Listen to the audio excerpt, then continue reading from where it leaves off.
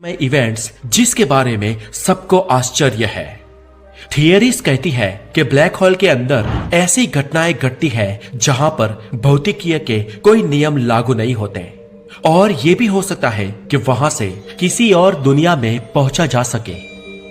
इस ब्रह्मांड में होते हुए भी इस पर ब्रह्मांड के ही नियमों का लागू ना होना, ये बात ब्लैक होल को सबसे रहस्यमय बनाती है। आखिर क्या है ब्लैक होल? क्या वो उसके इवेंट होराइजन के अंदर की कोई अलग दुनिया है, या फिर क्या वो भविष्य या भूतकाल में टाइम ट्रैवल करवाने वाली कोई मशीन है, या फिर जैसे इंटरस्टेलर मूवी में दिखाया है वो किसी अन्य आयामों से हमें जोड़ने वाली कड़ी है, या फिर क्या वो सूरज से भी बड़े किसी जायंट तारे का मृतदेह है? आखिर क्या है ये ब्लैक होल? क्या होता है उसके भीतर? क्यों उसके भीतर समय का भी कोई अस्तित्व नहीं है? उसका भीतरी टेम्परेचर क्या है? या फिर क्या वो हमारे ब्रह्मांड के नियमों को अगर ठुकराता है तो उसके भीतरी नियम क्या है? दोस्तों, अब हम जानने वाले हैं इस ब्लैक होल के बारे में सब कुछ। ब्लैक होल क्या है? इसे दोस्तों बहुत ही आसानी से समझाऊं तो मानो कि ये एक स्पेस में, या स्पेसिफिकली कहे तो स्पेस टाइम में मौजूद एक ऐसी चीज है जो ब्रह्मांड के स्पेस टाइम में असीमित कर्वेशन पैदा करती है और इसकी ग्रेविटी अनंत होती है। इसकी ग्रेविटी में से प्रकाश भी बाहर नहीं जा सकता है। प्रकाश ब्रह्मांड की सबसे फास्ट गति से ट्रैवल करने वाली चीज, और उसे भी ये ब्लैक होल निगल जाता है।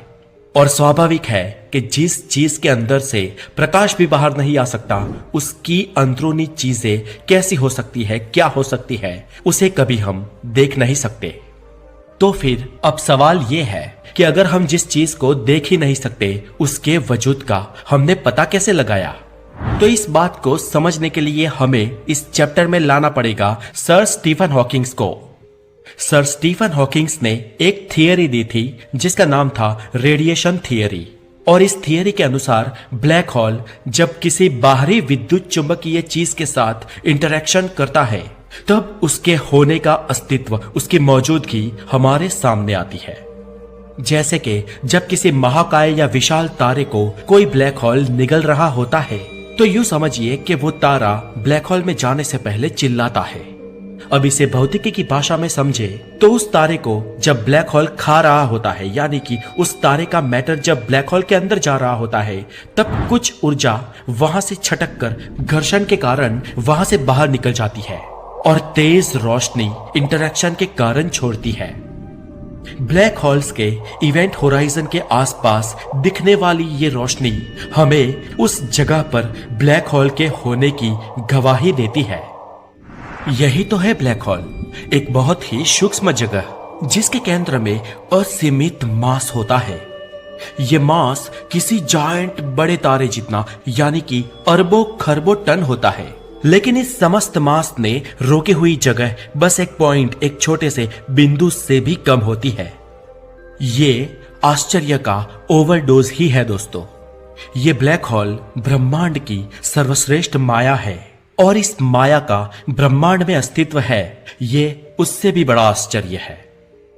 ब्रह्मांड में ब्लैक होल्स के होने के इंडिकेशन एल्बर्ट आइंस्टाइन से भी पहले कई सारी थियरीज ने दिए थे, और सर एल्बर्ट आइंस्टाइन की जनरल थियरी ऑफ रिलेटिविटी के कई सारे समीकरण भी ब्लैक होल का अस्तित्व होने की ओर दिशा निर्देश कर रहे थे, लेकिन फिर भी इसके वजूद को सालों तक नकारा गया। ब्लैक होल के विषय में दुनिया के सामने सबसे पहले अपने विचार प्रकट करने वाले वैज्ञानिक थे professor John Michell. Michell Cambridge university में अध्यापक थे और उन्होंने ब्लैक होल के बारे में अपने विचार सन 1783 में प्रकट किए थे। मिशेल के बाद सन 1796 में फ्रांस के एक वैज्ञानिक पियरे साइमन ने अपनी एक पुस्तक the system of the world में ब्लैक होल के बारे में विस्तार से इंडिकेट किया था। इतने सारे इंडिकेशंस मिलने के बाद भी ब्लैक होल की थियरी को सालों तक नकारा गया। इसके बाद समय आगे बढ़ता रहा और आधुनिक विज्ञान के कई समीकरणों में ब्रह्मांड में ऐसी जगह होने का बार बार संकेत मिलता रहा। मैथमेटिक्स की यही तो ब्यूटी है दोस्तों। एक ज्ञात चीज अगर हाथ में आ जाए तो उस पे मैथमेटिकल कैलकुलेशंस करके एक अज्ञात चीज भी खोजी जा सकती है।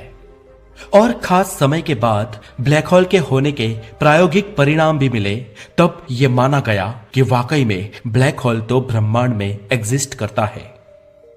आखिरकार सालों से जिसकी राह देखी जा रही थी, उस महान चीज के प्रत्यक्ष दर्शन हमें 10 अप्रैल 2019 को हुए, जब हमने वास्तविक ब्लैक होल को खोज निकाला और उसकी रियल तस्वीर दुनिया के सामने आई और आते ही एक सेलिब्रिटी की तरह धूम मचा दी।